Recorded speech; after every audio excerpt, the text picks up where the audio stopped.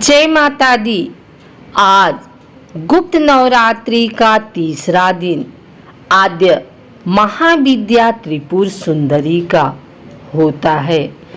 देवी त्रिपुर सुंदरी अनुपम सौंदर्य, भक्तों को अभय प्रदान करने वाली, यौवन युक्त और तीनों लोकों में विराजमान हैं और उन्हें कई नामों से जाना जाता है। इन्हें राज राजेश्वरी, बाला, ललिता, मीनाक्षी, कामाक्षी, सताक्षी, कामेश्वरी कहा जाता है। अपनी सुंदरता और मोहकता से देवासुर संग्राम में असुरों को वश में कर लिया था। कहते हैं कि त्रिपुर सुंदरी की आराधना करने वाले भक्तों को लौकिक और पारलौकिक शक्तियाँ प्राप्त होती हैं। देवी पुराण में माता की बहुत सी शक्तियों के बारे में बात की गई है। ये सिर्फ तंत्र साधना के लिए ही नहीं बल्कि सुंदर रूप के लिए भी विख्यात जानी जाती हैं।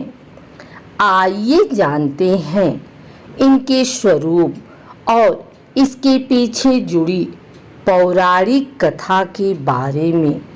देवी त्रिपुर सुंदरी शांत मुद्रा में लेटे हुए सदाशिव की नाभि से निर्गत कमल आसन पर विराजमान हैं। चतुर्भुजी भुजाओं में देवी के पास अंकुश, धनुष और बाण है।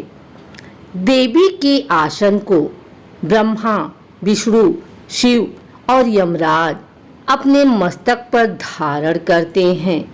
देवी 3 नेत्रों से युक्त और मस्तक पर अर्धचंद्र धारण करती हैं। देवी त्रिपुर सुंदरी अपने भक्तों की हर प्रकार की मनोकामना को पूरी करती हैं। उनकी हर विपत्ति को दूर करती हैं और उन्हें अभय प्रदान करती हैं। कहा जाता है कि देवी त्रिपुर सुंदरी की पूजा करने से आत्मिक बल, यश और कीर्ति की प्राप्ति होती है। पौराणिक कथा के अनुसार देवी त्रिपुर सुंदरी की उत्पत्ति का रहस्य सती वियोग के पश्चात भगवान शिव सर्वदा ध्यान मग्न रहते हुए हैं।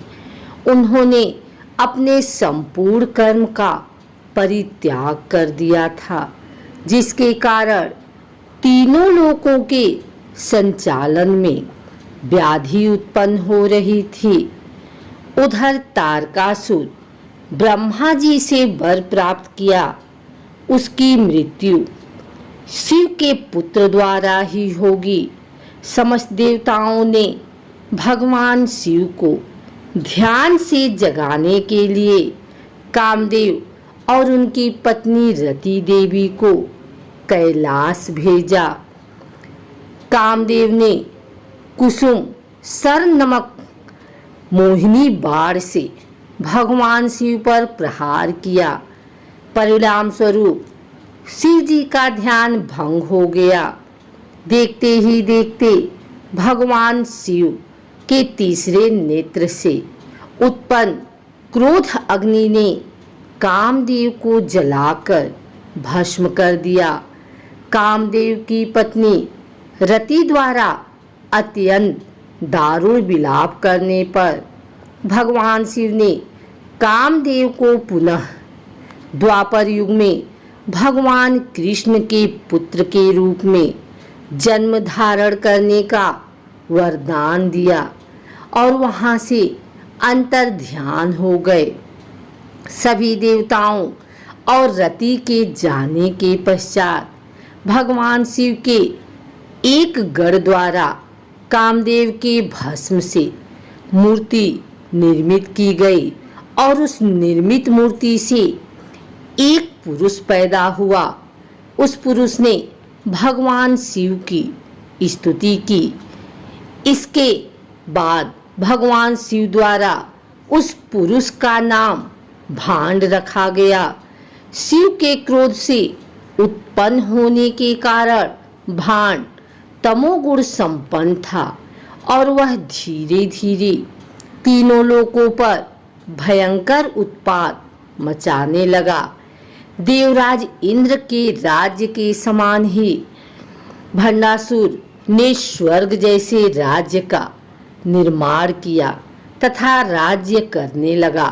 तदंतर भंडासुर ने स्वर्गलोक पर आक्रमण कर देवराज इंद्र और स्वर्ग राज्य के चारों ओर से घेर लिया। भयभीत इंद्र नारद मुनि के शरण में गए और इस समस्या के निवारण का उपाय पूछा। देवर्षि नारद ने आद्याशक्ति की यथाविधि अपने रक्त तथा मांस से आराधना करने का परामर्श दिया।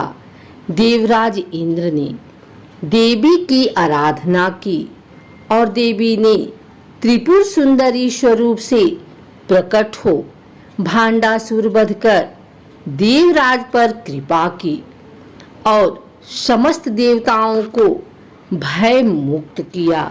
गुप्त नवरात्रि में 10 महाविद्याओं का पूजन किया जाता है।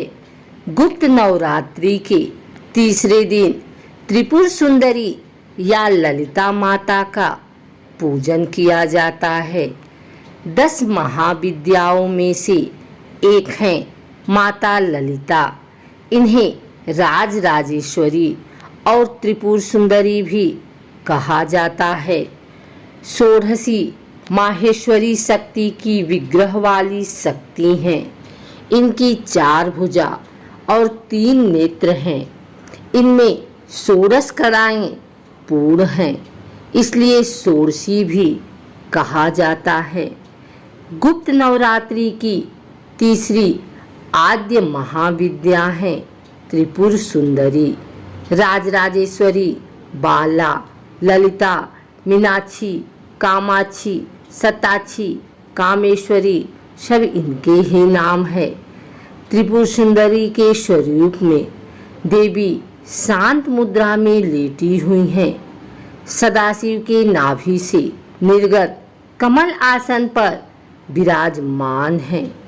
देवी के आसन को ब्रह्मा, विष्णु, शिव तथा यमराज अपने मस्तक पर धारण करते हैं। अगर आपको हमारी वीडियो अच्छी लगी हो तो इसे लाइक करें, कमेंट करें, शेयर करें। हमारे चैनल भक्ति गाथा को सब्सक्राइब करके बेल नोटिफिकेशन ऑल पर सेट कर लें ताकि आगे आने वाली वीडियो सबसे पहले आप तक पहुंच सके।